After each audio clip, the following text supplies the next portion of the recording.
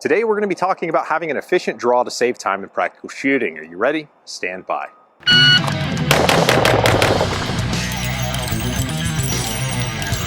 Welcome back to the Armory Life. I'm David from the Humble Marksman channel here on YouTube to talk to you about the draw as it relates to practical shooting. Now, for you self-defense guys who may just want to tune out because I'm wearing race gear, you can use these same concepts that I'm about to go through to help train your draw for self-defense type stuff.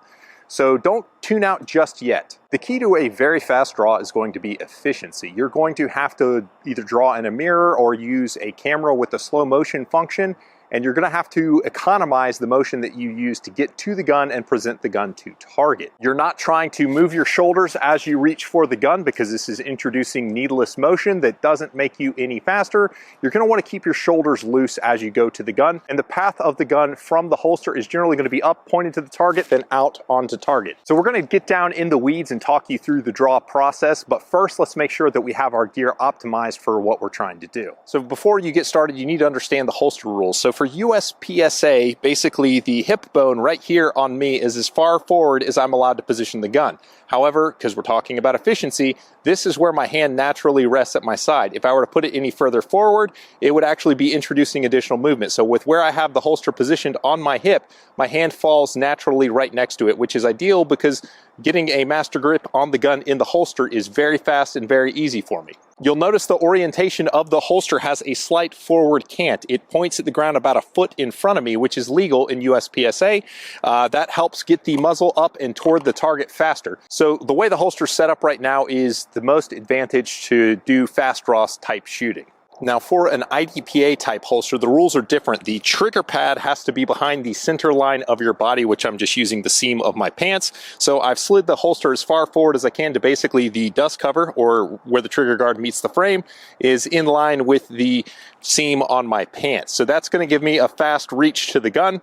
In IDPA, the front strap of the gun has to be visible above the belt, whereas in USPSA, the heel of the gun has to be above the belt. So you're going to get a higher ride holster for IDPA, and this is a T-Rex Arms Ragnarok, which works with the OSP XDM. Now, the first piece of a really efficient draw, once you have your holster set up, is going to be how you orient yourself at the target.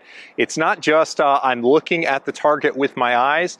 You're going to set your feet at about 45s, open them up to the target or the array of targets that you're engaging. You're going to point your belt buckle at the targets. You're going to point your sternum, the bridge of your nose. My shoulders are going to point at the target. So we're trying to let the gross aiming of using your entire body to aim help us clean up our sight picture before the gun even gets to the target. So if we point and orient our whole body at the target, that's going to be a great foundation to get out of the holster quick. There is a dynamic draw as well, but this is going to be more of your classifier type draw. The next piece of the draw is getting your hands set at your side. If you present your hands to the target like you're air gunning, have your shoulders how they would be if you were actually holding a gun. Keep your shoulders there, then just let your hands fall to your side. The goal is to keep your shoulder immobilized so it's already in the place that it's going to be. Now, if you remember from the first video in the series, we talked about wrist locking. So I'm gonna go ahead and tilt my wrist to get ready to grab the gun. So I'm gonna cheat my hand and roll my wrist over just as I would. I'm doing the same thing with my support hand, how it's going to meet the gun. So the first step is going to be getting the gun out of the holster. So both hands are gonna move together as fast as they can up onto the grip, and this hand up under your ribs ready to receive the gun. So as soon as you have that grip on the gun, the next step is you're going to bring it out to here and chop up under the trigger guard and be ready to receive the gun.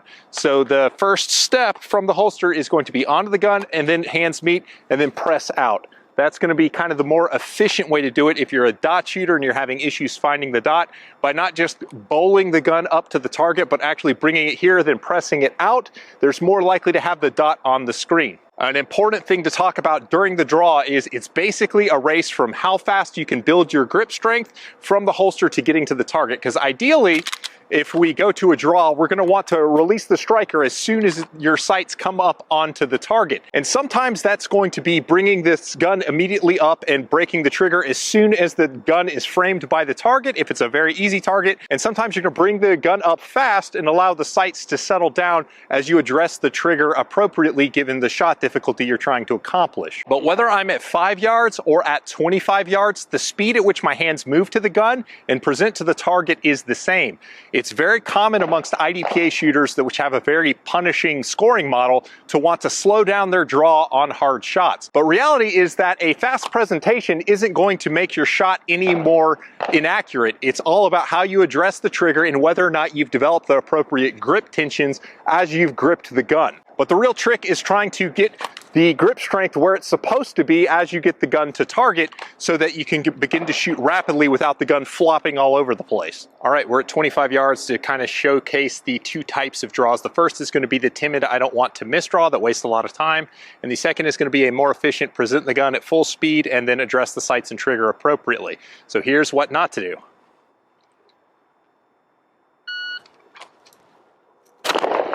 And that is an alpha. And here's what to do. Also an alpha.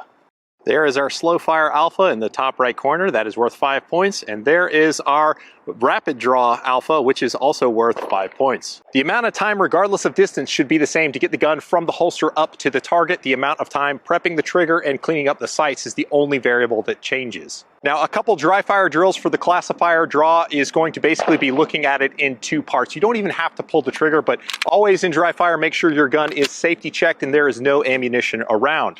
So with my safe gun, I'm going to put it back in the holster and use my shot timer. You can download apps for your phone that act like a shot timer. You just need a beep that has a delay. So the first micro drill is going to be using a shot timer, and I have it set for a par time of 0.4 seconds, 0.4 of a second. And it's going to be basically racing the beep to try and get my support hand on the gun as rapidly as I can with my wrists locked out. So that's going to just look like this. I'm trying to react to the beginning of the B in the word beep, not hear the end of the beep and then move my hands. Your reaction time is what you're training in trying to get this drill. So here we go.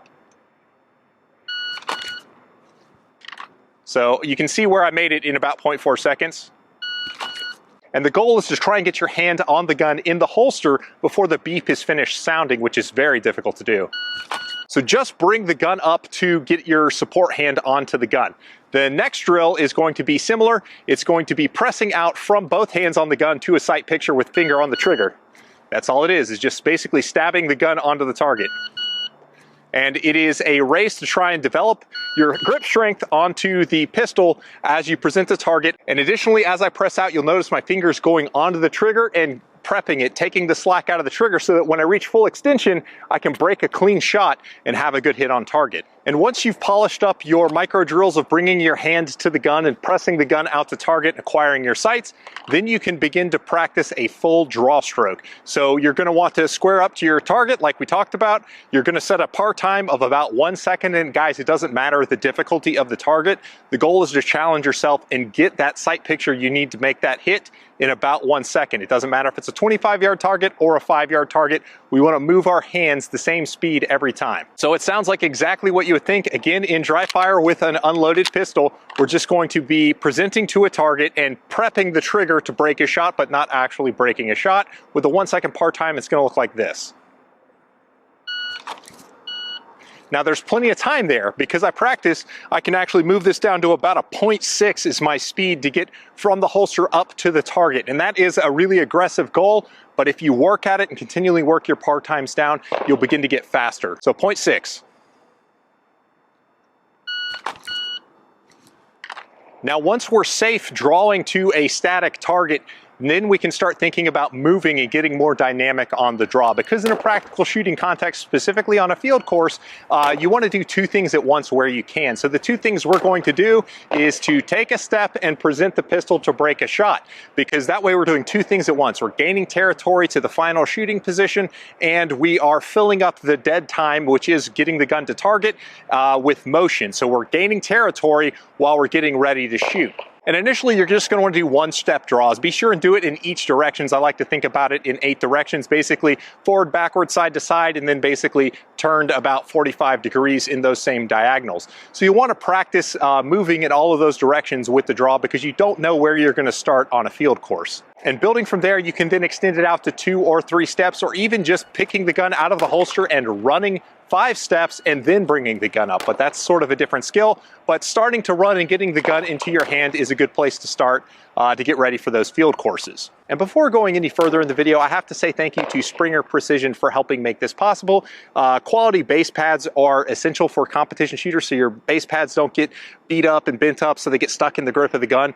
The aluminum base pads that Springer makes are fantastic, so check them out. And as always, thank you, Springer Precision, for your support. That's what I have for you guys today. With practice, you can get your draw down. It is realistic to have a 5-yard draw in 1 second, and just about anybody with any physical capability can make that 1 second thing happen at about 5 yards with dedicated practice. So leave a comment below. Let me know what other skills you'd like to see in future videos like this. I appreciate you guys. I'll catch you on the next one.